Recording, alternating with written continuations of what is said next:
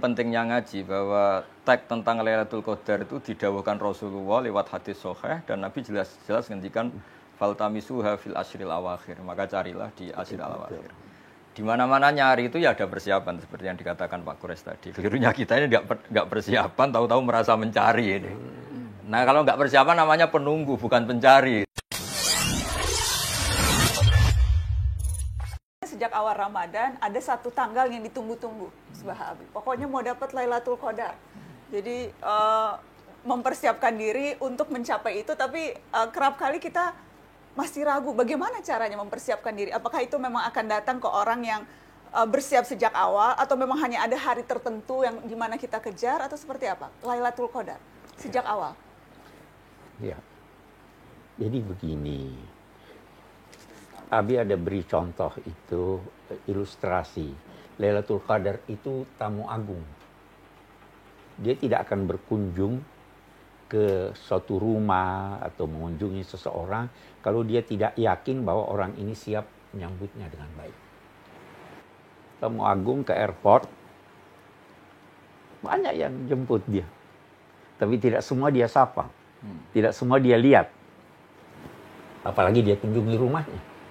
Nah, jadi orang yang dikunjungi oleh Lailatul Qadar itu adalah orang yang siap untuk dikunjungi. Nah, persiapan itu selama ini terkadang terlambat. Kita baru Lailatul Qadar malam 27 Ramadan. Ya tahu? Padahal mestinya sebelumnya. Itu ada bahkan ungkapan bulan Sya'ban itu bulan Rajab itu bulan menanam. Bulan Sya'ban itu bulan menyiram. Bulan Ramadan itu bulan panen. Ini mau panen enggak ini. Nah, jadi harus siapkan hati sejak semula. Itu sebabnya Abi senang berbicara tentang Lailatul Qadar pada sebelum Ramadan. Justru kita jadi mempersiapkannya sebelum Ramadan. Persiapkan hati. Nah, satu lagi. Lailatul Qadar itu salamun hiya hatta matlab. Harus damai hati Anda. Damai dengan diri Anda, damai dengan orang lain dan sebagainya. Karena dia tidak datang pada orang yang tidak damai. Itu kira-kira ya. Nah. Bagaimana, Gus? Biasanya kalau seperti yang ini menambahkan yang dari Pak Kures. Kalau tradisi di pesantren, karena ini akan mengilhami sekian tradisi di masyarakat, karena mereka rata-rata dipandu kiai. Malam 17 sudah banyak mengadakan nuzulul Quran, terus 21, 23 sampai 25, 27. Dan kiai-kiai itu pinter, meskipun mereka tahu Lailatul Qadar hanya sehari dari sekian hari itu, tapi kebaikan nggak boleh terbatas. Betul. Sehingga dengan tanda kutip agak-agak diakalin. Tapi ini kan tetap baik, artinya tetap baik, ibadah itu nggak ada ruginya, mau dapat Lailatul Qadar maupun enggak itu. Jadi ikhtiar tadi tetap bagus itu. Betul. Saya ingin tambahkan lagi di sini. Allah memberi anugerah bukan hanya melalui Lailatul Qadar. Banyak anugerah yang lain. Ya, toh? Itu ada ungkapan di pesantren dulu dikatakan. Inna lillahi fi ayyami dahrikum nafahat. Ala fata'arradu. Ada nafahat. Ada. Apa artinya itu? Kita bisa ilustrasikan hembusan angin. Siapapun yang berada di lokasi itu kena hembusan angin. Ada itu satu. Ada lagi atiyat. Anugerah dari Allah tanpa Anda minta. Dia ini orang baik, ini orang ini. Itu anugerah. Tidak harus Lailatul Qadar. Ada lagi mawahib. Sesuai dengan permintaan. Jadi ada 3. Tidak usah. Kan itu kita siapkan. Tidak dapat Lailatul Qadar. Ada yang lain. Ya, karena itu seperti kata Gus Baha, kita punya kiai-kiai di pesantren itu mempersiapkan diri kan, kebaikan dan aneka hal. Karena nggak ada ruginya. Tidak ada ruginya. Bahkan sekedar iman akan wujudnya Lailatul Qadar itu bagian dari kebaikan sudah. Betul. Karena banyak juga nyuwun sewu yang terlalu ekstrim. Lailatul Qadar sekarang nggak ada, itu kan malam turunnya Quran. Sekarang Quran sudah tidak turun lagi, kan malah ngeri kalau seperti itu. Makanya ini pentingnya ngaji bahwa teks tentang Lailatul Qadar itu didhawuhkan Rasulullah lewat hadis sahih dan Nabi jelas-jelas ngendikan faltamisuha fil ashril awakhir, maka carilah di ashril awakhir. Di mana-mana nyari itu ya ada persiapan seperti yang dikatakan Pak Kures tadi. Kelirunya kita ini nggak persiapan, tahu-tahu merasa mencari ini. Nah kalau nggak persiapan namanya penunggu, bukan pencari. Bukan mencari, betul. Nah, jadi kalau di ilmu lughat itu penting sekali. Saya berkali-kali cerita di beberapa forum kalau pas ngaji, ketika Imam Syafi'i ditanya, kenapa sih tayamum di padang sahara harus mencari air dulu? Kan sudah karuan tidak ada air, kenapa harus nyari air dulu baru sah tayamum sebagai pengganti air? Imam Syafi'i saat itu menjawab, Isla yuqalu liman lam yatlub lam yajid.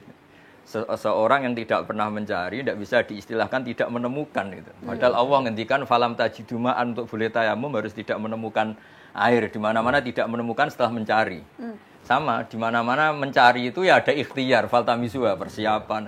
Kalau tidak persiapan namanya menunggu bukan mencari. Jadi artinya bagi orang yang meyakini Lailatul Qadar di atas 20 ya tidak menafikan persiapannya mulai tanggal 1, bahkan mulai Rejab tadi. Jadi ini saling tidak bertentangan. Dan kalau kita bicara persiapan, apakah itu artinya persiapan ritual kita tambah, Bi? Jadi sholat sunnahnya ditambah, ngajinya diperbanyak, hal-hal seperti itu yang dimaksudkan dengan persiapan atau bisa lebih dari itu? Kalau saya secara pribadi ya, dan ini lagi-lagi ngikuti panduan kitab-kitab. Makna Ramadan kan nyari pahala. Nyari pahala itu paling enggak ya dapat ya.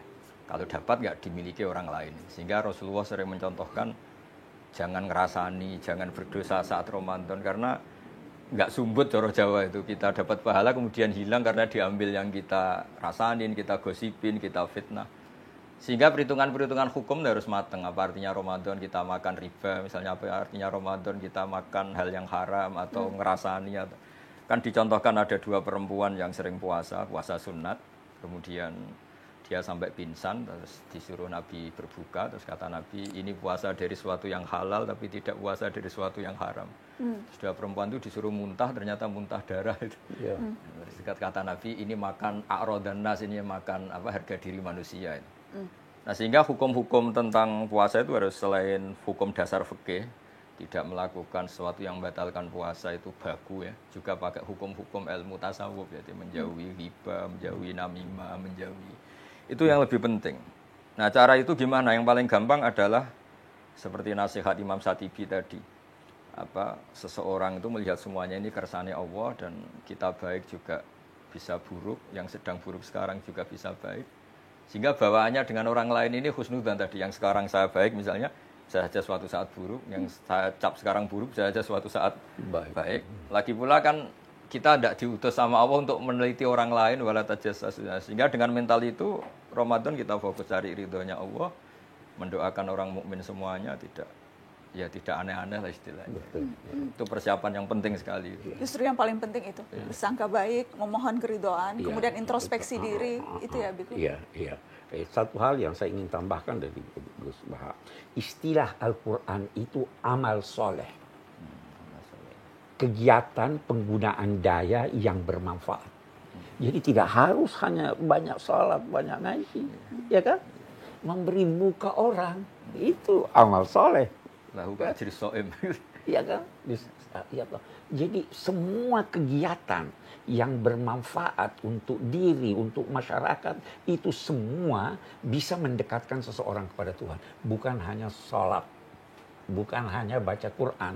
Kalau baca Quran lagi saya mungkin karena saya banyak tidak mau berkata banyak membaca, tapi itu tekanan studi saya, faham Al-Quran, bukan sekedar baca.